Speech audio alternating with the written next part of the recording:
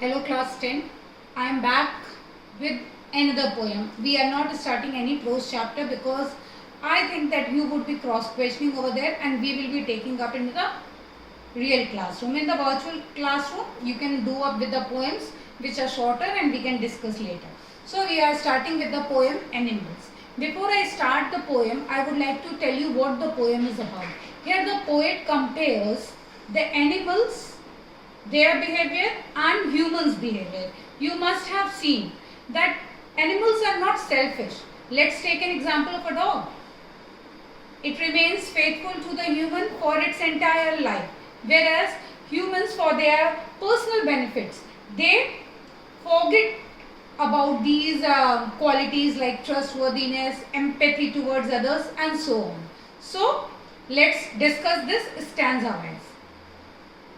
Now, first stanza. I think I could turn and live with animals.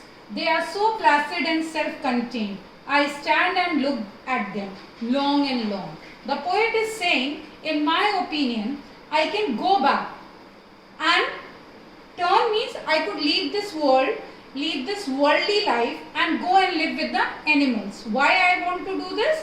Because they are so placid, they are so calm, they are so simple and self-contained.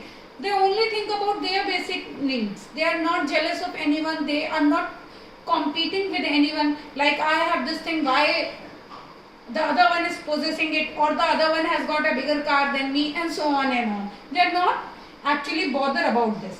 I stand and look at them long and long, and I look at them for long. Here there are two meanings of long. Long means, first meaning is that I look at them for a long time, and the other meaning is that I have a longing, I have a wish. What is that wish? That if it is possible, I can become as self-centered, or you would rather say I would become less selfish as animals are. I would desire to have a life which is full of sympathy and empathy towards others. It is not that I am living in a world which is because of me only. Okay? So now let's see poetic devices. The poem has uniform personification. Here he is again and again personifying personifying animals. He is talking about animals as if he is talking about humans.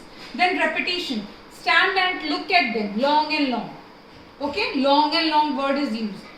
I think you are done with stanza 1. If you whatever meanings I have told you, I request you to mark the meanings with the pencil.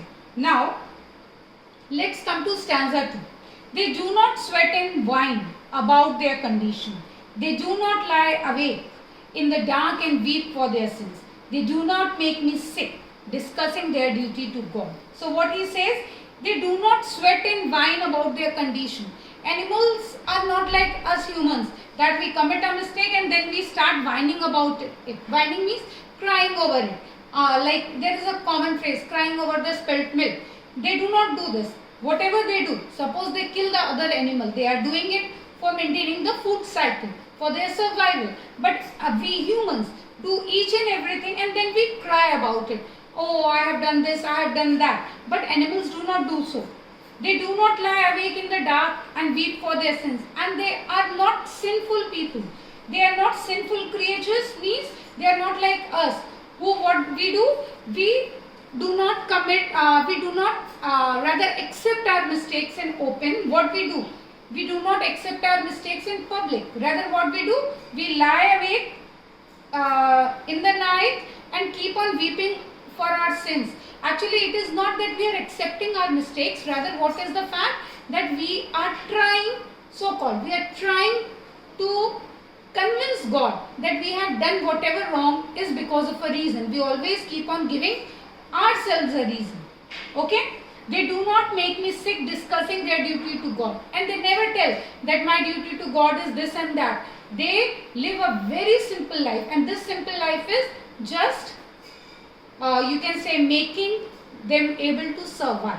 That's it. They have nothing else in their minds going on. Now the poetic devices, repetition. They do not sweat and whine.